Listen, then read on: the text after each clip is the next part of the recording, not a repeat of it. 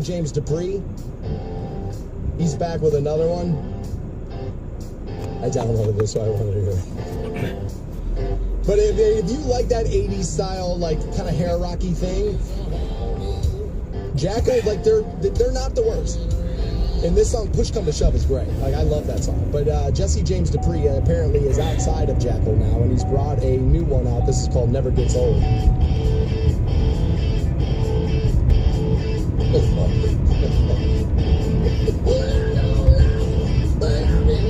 He's got a little bit of an AC/DC voice. Actually, when Brian Johnson couldn't do it, they went and got Axl Rose. Now, I get why you did it, is because you're looking to sell the tickets and Axl's a name. But Jesse James Dupree would have worked. I mean, he sounds like those guys. Look, honestly, like a rip down the middle of Bon Scott and Brian Johnson.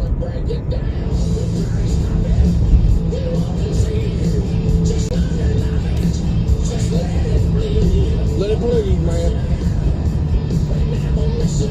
We'll give you the rest of Never Gets Old by Jesse James Dupree for New Tour Tuesday, and then your local artist is Dead Cassette. They've been on the segment before. They've sent in another one, If Love Was Lost. I think these guys are pretty good. Now, they're a little bit of the metal thing where one dude screams, the other one kind of sings. The growling, screaming thing's not totally my thing. The metal for me, give me Rob Halford, that kind of thing, that kind of sound. Bruce Dickinson. That's less popular these days. The growlers are way more popular now. But there's their singer. They might be the same guy. Looks like sugar always throwing me in. Yeah, I know. But this ain't right. But for just one night, can we pretend that I'm everything you still want? Or am I wasting time? What little I got. We'll figure out if Dead Cassette has another hit on their hands with If Love Was Lost. Also at 8 o'clock, major changes coming to The Simpsons. Have some audio from that. They're no longer going to do one of their longest running gags ever because sensibilities are different today, even though they're not. But we'll talk about that coming up a little bit at 8 o'clock. We'll get into that. Also, your Guardians hired a new manager to step into the shoes of Terry Francona. I don't believe that will be easy. I think that's going to be a tough job. People talk about this all the time. You don't want to replace Howard Stern. You want to be the person who replaced the person who replaced Howard Stern, right? I remember when they put David Lee Roth in there. I was like, that's not a real thing. They're douching it out. They're not really trying to go with David Lee Roth. They're putting David Lee Roth in there to take the hits. That way, when they do what they want to do, people are like, nah, all right, it ain't as bad as David Lee Roth, right? Like, it's kind of one of those things. I don't think you want to step in for Tito. This is a tough job for Steve Rhodes. And I got Guardians fans all on me about how a terrible choice this is. And, of course, it's bottom of the barrel, and the team won't spend money, and all of these things. And I think we have to keep it in perspective on who the Guardians are and where you are. And what type of attractive job, or whether it's attractive at all or not, what type of job is this? That will decide what kind of candidates you get. They were in the running. They made a run at Craig Counsell, from what I understand, but, you know, I believe he chose the Cubs. Welcome to a storied franchise who, honestly, won the World Series, right? I mean, we all remember that one. And so, like, there's this, I think people got to keep it in perspective who the Guardians are. Somebody's going to have to come in and actually take this thing to, like, the next level before you're seen as an attractive job like that. It's not just about money. It's a lot to do with money. It's not the only factor. And I got a lot of this. He's never done this. He's never done that. He's never done this. He's never done that. That's true of everybody until you give them a position and allow them to do it. So we'll talk about that. Also, ghosting is getting worse in relationships. It's getting so much worse in relationships. I got a long piece of audio here from a woman I think sounds absolutely crazy, and I'm not sure she's telling the truth. But we're going to run this down for you. Apparently, her friend, she claims, her friend, we'll air quote that, got ghosted by a professional athlete. And she is up in her feels about it. So I'll give you that audio. We'll do that a little bit in the 7 o'clock hour as well. Here's what's next on the Stansberry Show. I think it was last week you and I talked about first dates and where you should and should not go. Now the age-old argument of who pays. Well, a young influencer claims she has a trick for women to make sure they never have to pay for a first date ever again. We'll run that up. That's next on the Stansberry Show. Give Stansberry a piece of your mind.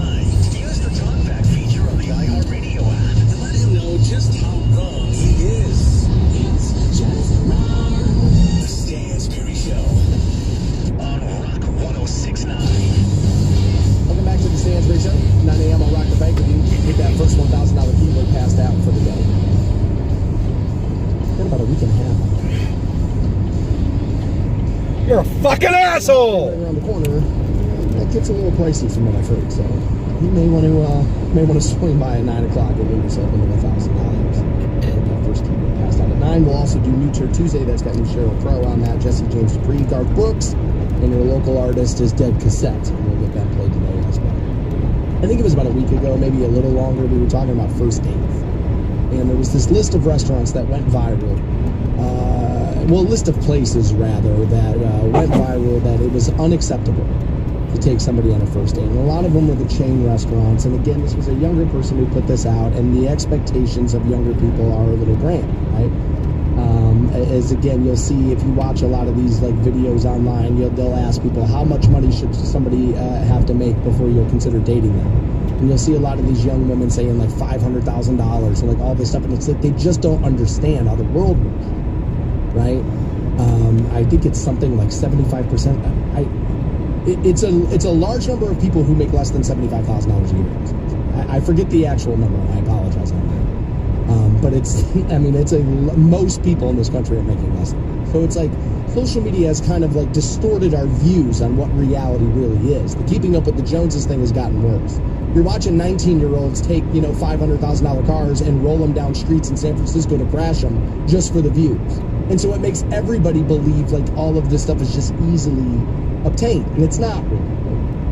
And so we were talking about that list of places, and a lot of them are the chain restaurants, and I made this point that here in Canton, I don't think this list holds up at all.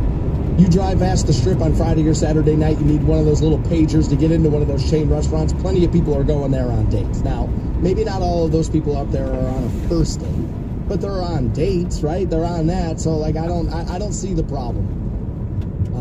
Now, fast food places were on the list. There were a few other places where I'm like, all right, well, maybe that. Let's maybe actually get to a sit-down restaurant. Fine, what have you. But the restaurant thing, as far as dates go, has kind of gone by the wayside, too, for a lot of people. A lot of people don't want to be at a meal for a date, especially a first couple of dates, right? It's like, I don't really know you. A meal's kind of long. Can't we just get a cup of coffee and kind of figure this out? I don't really like the coffee method. I'd rather go long form, though. I'm a conversationalist by trade. That's what I am. So I like communicating, and I you know what I mean? I'm a decent listener is kind of what it takes in order to, be a conversationalist by trade. So you have to read, and you have to listen, you have to do a lot of those kind of things, and then react to it. Yes, but it's taking in the information first. That's the important part. And I like that.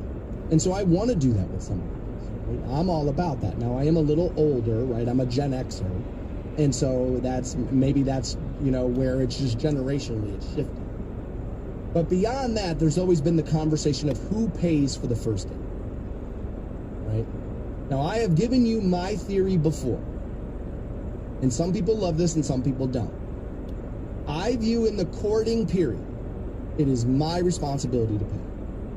Maybe that's old school, maybe that's the patriarchy, I don't know. But that's kind of how I view it. Until the relationship gets comfortable.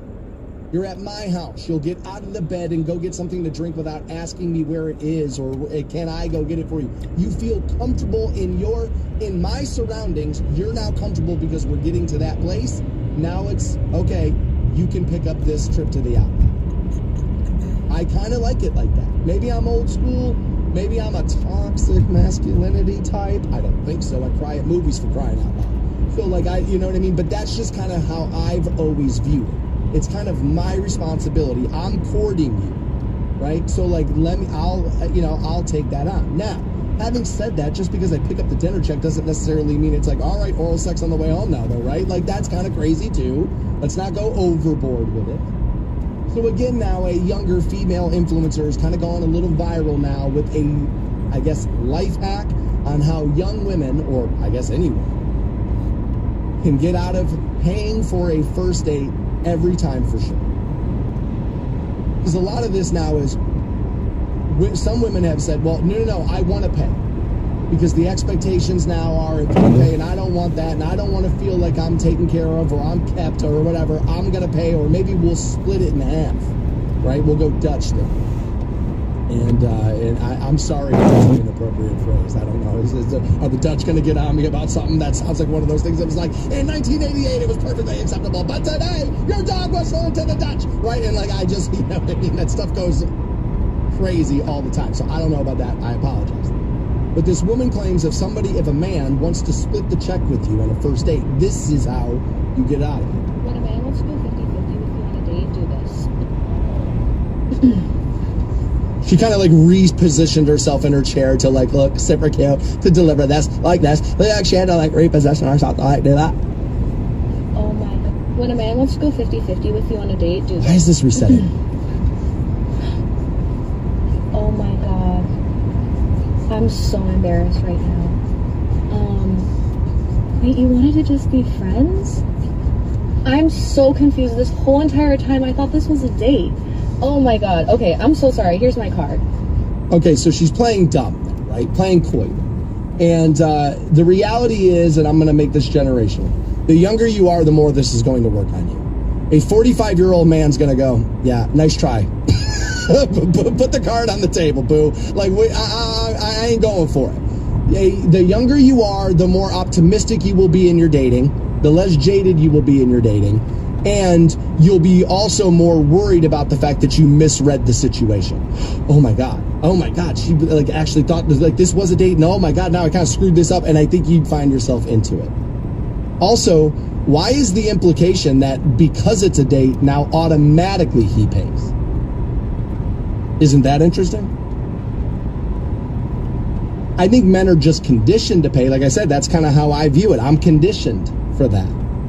I've dated women who make more money than me. Have dated women who make more money than me. And still was picking up checks. It's just kind of how I viewed it. It's just kind of my thing. But like, I find that interesting. This is what is so problematic about the internet. Is that everybody wants to make blanketed statements that are like, this is what you do, this is what you do. But it's like, it doesn't really work like that. Life works and operates in the gray, right? What may be considered to be acceptable for one person is completely over the line for somebody else there. And I actually like what 50 Cent had to say about this once. He was on Stephen Colbert's show. And Colbert was doing like a rapid fire question segment. Stop, fistful of questions. Here they come, right? Like all of this. And one of those things where you're supposed to like give quick answers.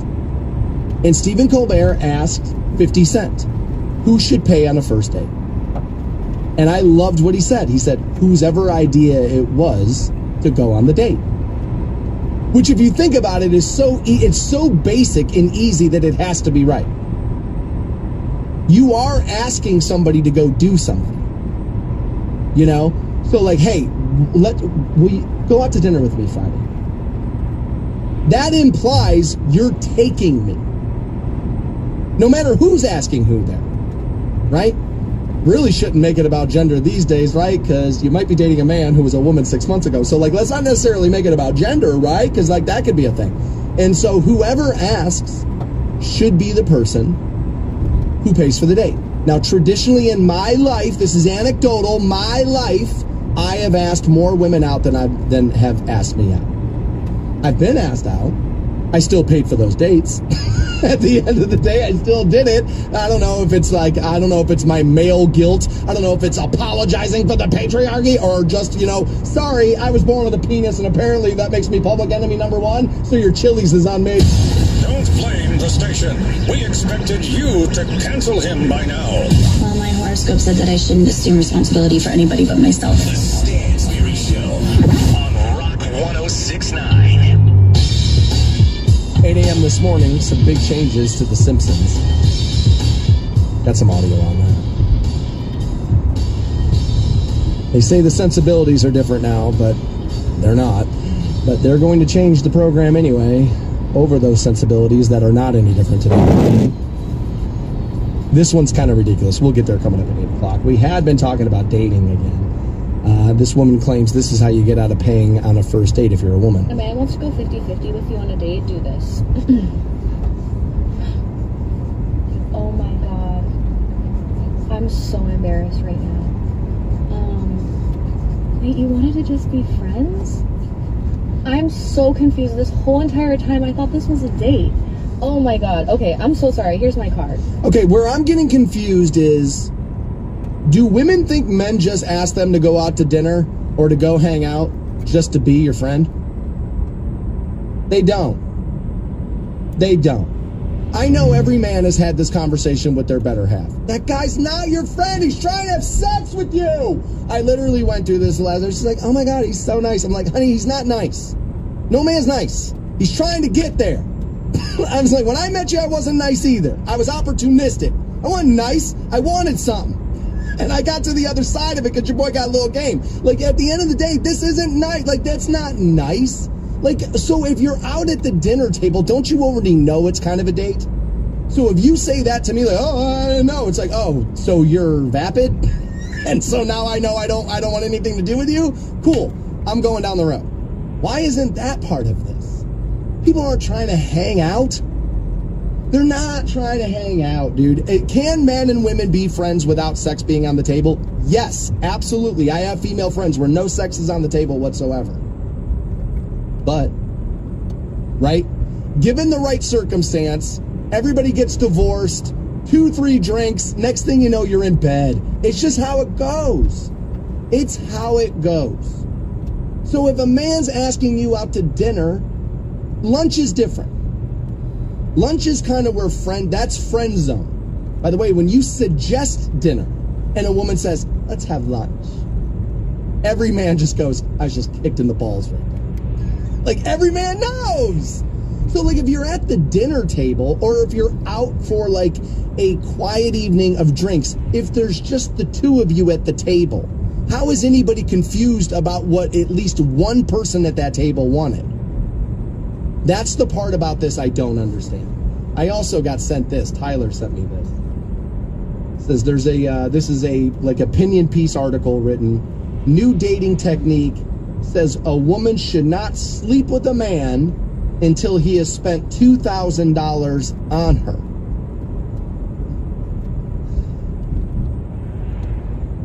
Did you just prostitute yourself? Is that what just happened? I don't understand. That's toxic, right?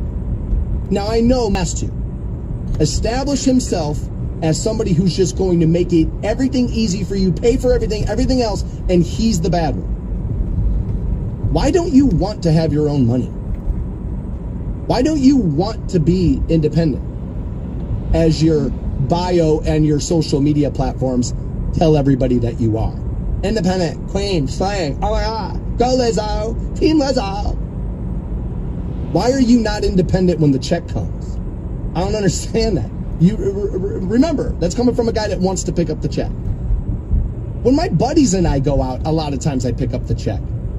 Single, I don't have kids, I understand everybody else's, you know what I mean? So it's like, dude, let me get this one. I got this one. You're trying to get a kid through college, for crying out loud. I'll pick up pizza. You know what I mean? Like, a lot of times, not every time, but a lot of times I'll do that. It's just kind of, I don't know, my dad was that way, my brother's that way, I'm that way. I don't know, maybe it's in the bloodline. I don't know. Something goes along there. I don't understand this, you must spend $2,000 on somebody before they'll have sex with you. Here's, I always come back to this. Everybody's obsessed with what they're getting. We all need to become a little bit more obsessed with what we're sending out. Here's a good rule of thumb for women. If you're the type of woman who's hell-bent on you should never have to reach in that purse to pay for any goddamn thing, right? Some of you are out there. Here's a good rule of thumb for you. Be so damn engaging and interesting in the date that I don't even think about how much that check was, because I'm just so happy to be with you. Because you're enjoyable, you're interesting, you're funny, you are well-read, you know what's going on in the world, whatever the hell it should be. But be a great date. And then nobody gives a damn what they spent. We only look at the receipt when we're like, dude, she sucked. And I gotta be honest with you, by the end of the day, you realize, dude, it was 6 pounds of makeup that even made her look somewhat presentable. She ain't gonna be that hot tomorrow morning. Thank God, I dodged a bullet on that one. That's when dudes are thinking about how much money they spent. When the date was awful. Not, well, some dudes are bad, and it's like if they didn't get laid, that made the date awful. If a man likes you, honestly, he's perfectly okay to win. Nobody cares about how much money they just spent on the check. When you're sitting there, being standoffish, trying to hustle me out of a free meal so you could blog about it, then dudes are nobody cares. By now, you're asking yourself, is he You incinerating that I'm dumb, but The Stansberry Show. 9 a.m. this morning, I'll rock the bank with you. Pass out $1,000 keyword, the first of the day. We've been talking about money, I guess, a little bit this morning already, as dating is a big part of conversations, right? And a young influencer has said this is how a woman can get out of paying for a first date. If you missed this, we have it here for you. Okay, let's go 50-50 with you on a date. Do this. Oh my god. I'm so embarrassed right now. Wait, you wanted to just be friends? I'm so confused. This whole entire time I thought this was a date. Oh my god. Okay, I'm so sorry. Here's my card. Okay, so I think it'll work on the younger a man is. I think the more that will work. Although I think a lot of this younger generation is becoming very jaded by what they've seen in the shift in relationships these days. And I got to be honest with you. Dating is always about manipulation, right? I mean, it is true, but like just the openness of like how you're going to go about manipulating somebody else is a little, I don't want to say, egregious or awful, but it's just like, it's too on the nose somehow, right? I mean, because when you ask a woman out, I mean, you're essentially turning yourself into a salesman. How do I get you in this penis today, right? Like that's literally what you're doing, right? I mean, there's a little bit of sales that goes into it, right? I think people just need to get back to wanting to find somebody to spend time with versus how do you win every interaction. People got to remember this. Your entire date's not going online. So there's no clicking of the red heart to win here. I mean, yeah, if you do a video about your date after, okay, fine. But the date itself's not online like that. Just be looking to spend time with somebody who you think is interesting. If both people have a great time at the date, I don't think anybody cares about who pays. There's a little bit of the KISS model in this. Perception of value per dollar spent. They understood. Blow up the stage. Give them a little something here. What are we going to go out there in jeans and a t-shirt, sit on a stool and play the guitar? The hell is that? These people paid us. Give them a show, right? And I feel like there's a little bit of this. Just be a great date. Give them the show. Not a show, but give them a great date. Seems like a weird way to kind of like put yourself in the corner there. Katie asked me this question. And she said, I don't understand. She's like, why before you're like, when in the asking out process, before you even go, why aren't people saying, hey, do you want to go out? Okay, well, are we going to go Dutch? And I was like, okay, well, I think what you've written in here makes sense as you're writing it into me, right? I think if you're asking somebody out and then you automatically, you get to the financial part of the question before you even got out on the date, you're bringing that awkward conversation everybody knows has to happen, but you're doing it before we've even ordered the appetizers. And I understand why people are like, nah, dude, this is a can we'll kick down the road.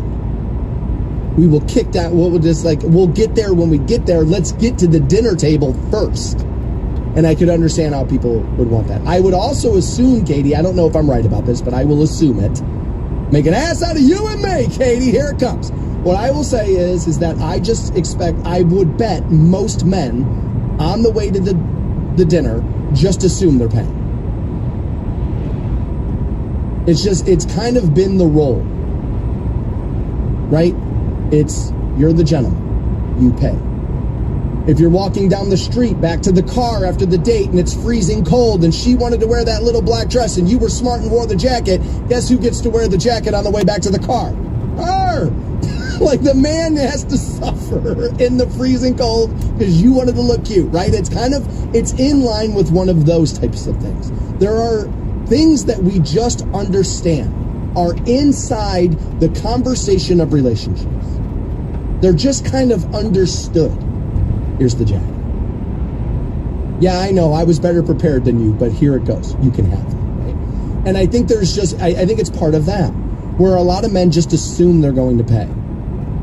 I know a lot of different guys. I play golf with a lot of different people. I know a lot of different guys. It might not have been true of me when I was younger. That if I feel like the woman will just have sex with me because I... Right? Because, like, all my buddies probably ran through that then, right? Like, literally? Seriously? The Applebee's check is the barrier between you and your vagina, huh? Yeah, I think I'm good. Like, I think I'm good. Now, see, when I was younger, I didn't care. Be slutty, do all the things. I think this is a generous, you know, just let's wait until after we're at the date when we have to have this conversation, right? Like, let's say that. If I'm holding 2 concert tickets, or let's be honest, if I have 2 digital tickets on my phone, and I say to you, do you want to go to Kiss with me? If a buddy of mine says yes to that, he then should understand parking and at least one of your beers is on me. You've given me the ticket, right? So that can be different. And that's where it's like, well, if you ask a woman out to a concert like that as a first date, I think a concert's a terrible first date, but that's just me. To me, it's another thing like a movie. It's like, well, some of the dancing and getting into the songs and rhythmic, and next thing you know, you're standing behind her arms. All right, you know what? Concert might actually be a pretty good first date.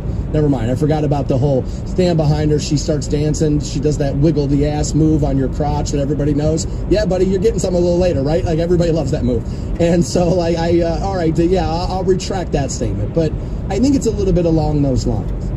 I agree that if you ask somebody to go somewhere, you're implying I am taking you there, therefore I will handle everything. Now, if that to me is dinner, right? So you're at dinner, you're having the drinks, you hear it all comes, the check comes, blah, blah, blah. If you leave said place and go 2-3 more places and the date's really going well, if somebody else wants to take their card out, be like, you just paid for dinner, I'll get this round of drinks at this bar, and next thing you know, we're gonna go somewhere for the first date, because a man knows. Chris Rock told us this. Men are not loved unconditionally. Animals and women are loved unconditionally. A man is loved by what he provides. It's just the reality of the situation. It may not be what you do to your husband, but it's the reality of society. It just is. And so a man is worried if he doesn't offer to pay, you're going to view him as a deadbeat who doesn't make enough money. Go tell all your friends. His penis is probably too small anyway. Dodge that damn bullet. And then, so a man's worried about the judgment of not being able to financially cover the date, which is why he's telling you he's going to pay. He was the most hated man in America. And then Kanye came along. Ah, thanks a lot, Kanye. The Stansberry Show on Rock 106.9. Welcome back to the program. 8:45 this morning, I'm going to get you in to see Rodney Carrington, the comedian at the Canton Palace Theater, January 26th. I'll have tickets for you all week. I've got a lot of these like horrible first date stories coming in from you guys, from the audience there. We may dig this conversation back up here maybe later this hour, early next hour. We'll see. We have been talking about how this woman gets out of paying on a first date. By acting shocked, like, oh, you just wanted to be friends? I thought we were on a date. Kind of one of those things, right? And so I got a lot of these stories coming from guys like, dude, I thought I was on a date and it turned out it wasn't. Like, I got a lot of that kind of stuff. We may dig this conversation back up. But today's election day. And issue 2 is on the ballot. There's obviously issue 1's out there as well. Issue 2 is on the ballot. This is for... I am a proponent. I am a user of said product, a little less than I used to be, but still a user of the product. I don't see the difference with me going home and smoking a joint after work versus you going home and drinking 4 glasses of wine. I don't get it. I really don't understand it. I think they're on par with one another. And I just read an article this morning about how over the last decade we have eased regulations and laws and restrictions all over the country so people could drink beer inside college football stadiums. Now, part of that is because we want to post, right? There was always that conversation too. But that was seen as like